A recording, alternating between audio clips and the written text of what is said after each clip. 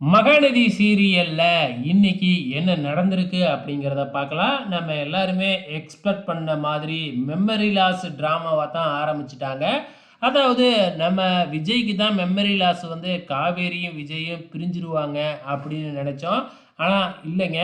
அப்படியே கொஞ்சம் மாத்தியிருக்கிறாங்க. நம்ம காவேரிக்கு மெமரி லாஸ் ஆன மாதிரி ட்ராமாவ கொண்டு போக போறாங்க.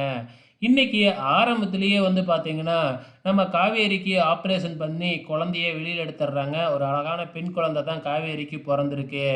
இதுக்கப்புறம் என்ன, நம்ம விஜயோட பாட்டி, தாத்தாவையும், விஜயோட சித்தப்பா, சித்தி இவங்களெல்லாம் தனியா ஒரு ரூமுக்கு அழைச்சுக்கிட்டு போயிட்டு, இதுக்கப்புறம் விஜய் காவேரியோட சேர்ந்து இருக்கக்கூடாது. நம்ம வேற ஹாஸ்பிட்டலுக்கு ஷிஃப்ட் பண்ணிடலாம் அப்படின்னு பிளான போட்டு, நிவின் அதே மாதிரி யமுனா கிட்ட ஏதோ பொய் சொல்லி, அவனுக்கு ரொம்ப சீரியஸா இருக்கு. அதனால வேற பெரிய ஹாஸ்பிட்டல்ல வச்சு ட்ரீட்மெண்ட் பண்ணணும்னு டாக்டர் சொல்லிட்டாரு.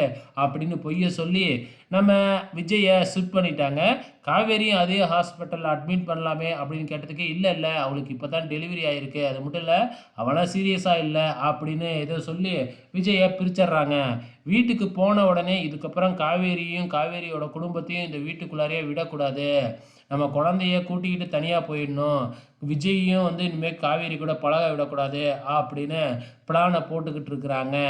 ஸோ அதே டைம்ல இந்த பக்கம் காவேரி இன்னும் மயக்கத்துல தான் இருக்கிறாங்க. ஸோ குழந்தைய காவேரியோட அம்மா தான் வச்சிருக்கிறாங்க. நாங்க போய் பார்க்குறோம், காவேரிய பார்க்குறோம் அப்படின்னு சொல்லிட்டு கடைசியா போய் காவேரிய போய் பார்க்குறாங்க. கூட குழந்தையும் தூக்கிக்கிட்டே போறாங்க. குழந்தையோட கை காவேரி மேல படுற மாதிரி காமிச்சு அப்படியே தொடரும்னு முடிச்சுட்டாங்க.